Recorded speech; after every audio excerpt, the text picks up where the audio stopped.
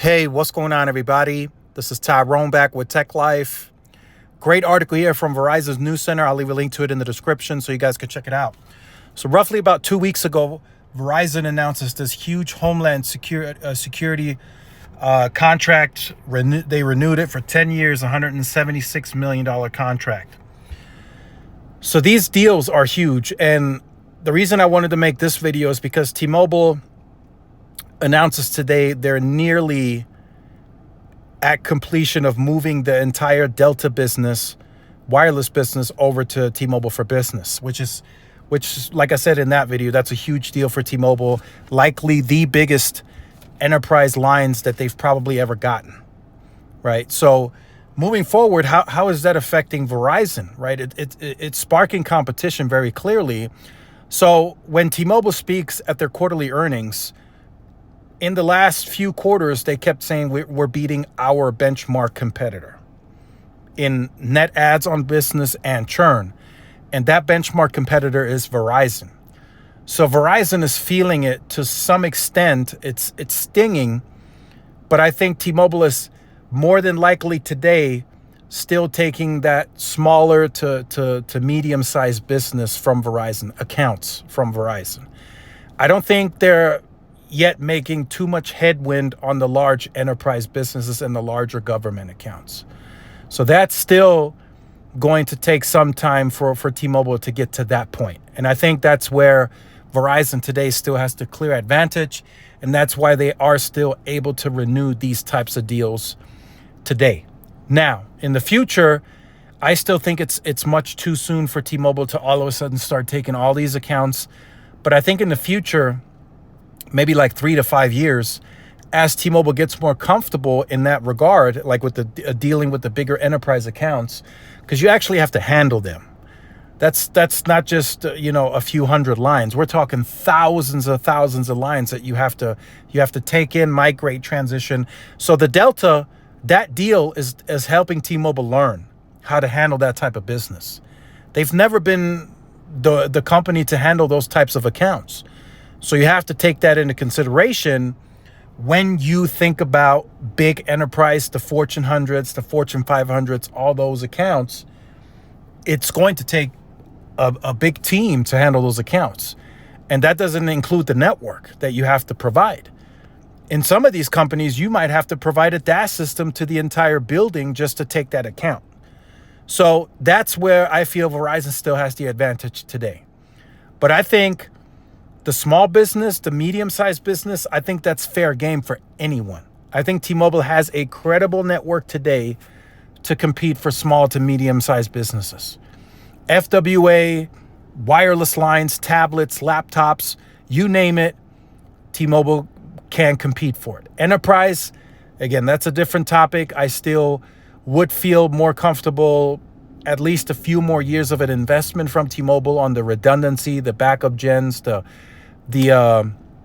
multi-gig circuits, additional densification, right? Because some of these businesses, they're going to have to approach much differently. Some of the businesses, the larger businesses, are just going to require private networking.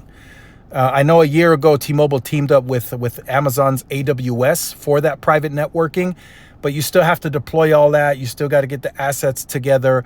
You still have to convince and sit down with these CIOs to make this happen. And I think some of the bigger ones are coming, right? They're just not going to happen all at once. I think as time goes on, I think T-Mobile will snatch up more and more of these big enterprise accounts. But for now, that's where Verizon has the advantage today. And I think that's sparking competition. Now, Verizon is clearly taking notice. I feel they are taking notice, like, hey, T-Mobile's taking not all, but they're taking a good amount of our small businesses, big, medium-sized businesses. So if that continues to happen, if we continue to have quarter after quarter where T-Mobile states that they're outperforming their benchmark competitor, then Verizon will have to look at that a bit closer and say, okay, we need to compete. Right? Thus far, they haven't really made any drastic changes to how they approach business because they still grow there. That's a huge positive momentum for them. On the wireless side, it's really just a business segment where they grow. Now, they have other positive momentum as it pertains to home broadband and FWA. And we've come to learn that the last few quarters that they do grow positive in that aspect.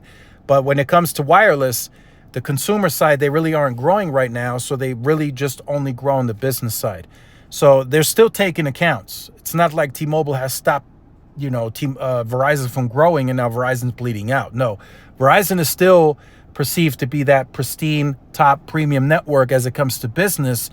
So as more and more businesses file these applications, right, new business applications, they join Verizon. So Verizon can still comfortably grow 150, 170,000 ads a quarter on the business side without having to be too promotionally heavy or too active on the business side.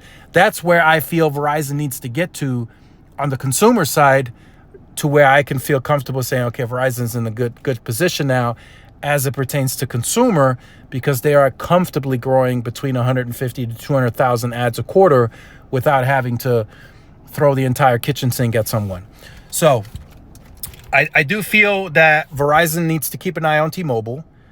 AT&T as well. AT&T is doing their thing. They're trying to do the whole private networking and 5G SA and all that too. So that's coming. AT&T is getting started on that as well. But T-Mobile seems to be the most focused on Verizon, right? The business aspect, the private networking. T-Mobile is displaying that they can do it all now. And I know behind the scenes there are some other CIOs of the bigger businesses, the larger enterprises that T-Mobile is talking with. I know it. I know they're presenting, they're handing them out. They're not going to get all of them, but they're at least trying.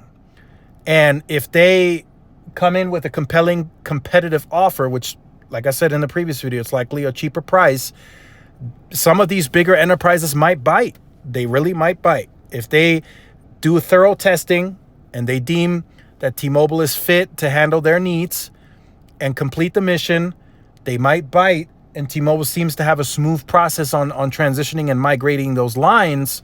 So this is going to get very interesting, and I feel it's going to get very competitive in that space. So let me know your thoughts in the comments. Like, share, subscribe if you're new. Follow my social media outlets. This is Tyrone with Tech Life. See y'all in the next one. Peace.